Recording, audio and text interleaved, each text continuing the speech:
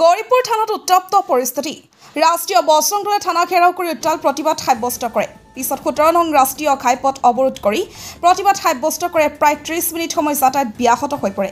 ৰাষ্ট্ৰীয় বজৰং দলৰ উত্তাল প্ৰতিবাদ। হিন্দু ছোৱালী উদ্ধাৰৰ দাবীত এই প্ৰতিবাদ সংগঠনটোৰ 17 নং ৰাষ্ট্ৰীয় ঘাইপথ অৱৰোধ কৰি প্ৰতিবাদ সাব্যস্ত কৰে দল সংগঠনে। অপহৃত দুজনী হিন্দু ছোৱালীক উদ্ধাৰ কৰা দাবীত এই থানা ঘেৰাও কাৰ্যসূচী। প্ৰায় এমাহ আগতে মধুশলমৰী গাঁৱৰ পৰা অপহৰণ হৈছিল ছোৱালী দুজনী। গৌৰীপুৰ থানাৰ ভাৰপ্ৰাপ্ত আৰক্ষী বিষয়া চিৰঞ্জীৱ লাহনে কোনো ব্যৱস্থা গ্ৰহণ নকৰাৰ অভিযোগ। এই ক্ষেত্ৰত পৰিয়ালৰ লগতে ধুবুৰী SSPকো অভিযোগ দিয়াৰ পিছত ন্যায় নোপোৱাৰ অভিযোগ। গৌৰীপুৰ থানা আৰক্ষী বিষয়াৰ বিৰুদ্ধে অভিযোগ প্ৰতিবাদকাৰী। পিছত 3 দিনৰ সময়সীমা বান্ধি দিয়ে। 3 দিনৰ ভিতৰত অপহৃত দুই যুৱতী উদ্ধাৰ কৰিব নোৱাৰিলেও তীব্ৰ আন্দোলন গঢ়ি তোলাৰ হুংকাৰ। আৰক্ষীয়ে উদ্ধাৰৰ আশ্বাস দিয়াৰ পিছত পৰিস্থিতি নিয়ন্ত্ৰণলৈ আহে।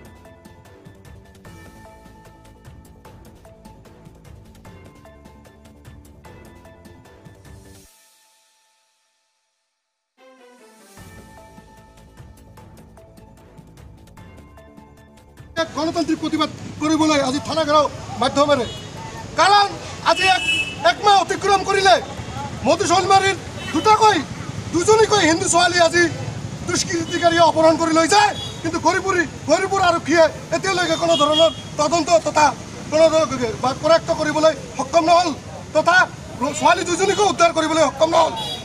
এই হিচাপতে আৰু এটা কথা ক'ব বিচাৰিছোঁ, যি সময়ত মাননীয় মুখ্যমন্ত্ৰীয়ে ধুবুৰীৰ কিবা এটা ঘটনা সংঘটিত হ'লে অহৰহ খবৰ তথা নিজে আহে।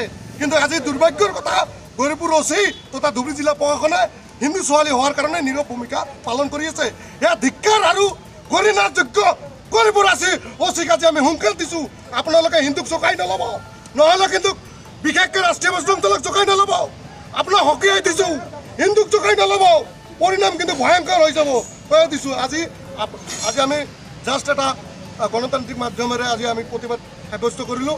আৰু অনাগত দিনত যদি আমাৰ হিন্দু ছোৱালী দুজনী উদ্ধাৰ নহয় তেন্তে ইয়াতকৈ ভয়ানক আন্দোলন কৰি উঠিবলৈ বাধ্য হ'ম। ইয়াৰ আগতে কি আপোনালোকক অভিযোগ দিছিল নেকি? য়েছ, আমি এজাহাৰ তথা গৌৰীপুৰ OCক বাৰম্বাৰ জনাৰ চিত্ৰত এনেকুৱা কি আমি SP পৰিয়ালৰ গাৰ্জিয়নে SP বাইদেউক জনাইছিল।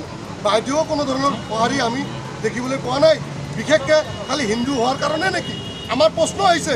আমি ৰাষ্ট্ৰীয় বজৰং দলক প্ৰশ্ন কৰিছোঁ, আজি হিন্দু হোৱাৰ কাৰণে খালি নিৰ্যাতিত হ'ব লগা হ'ল নেকি? এয়া আমাৰ প্ৰশ্ন।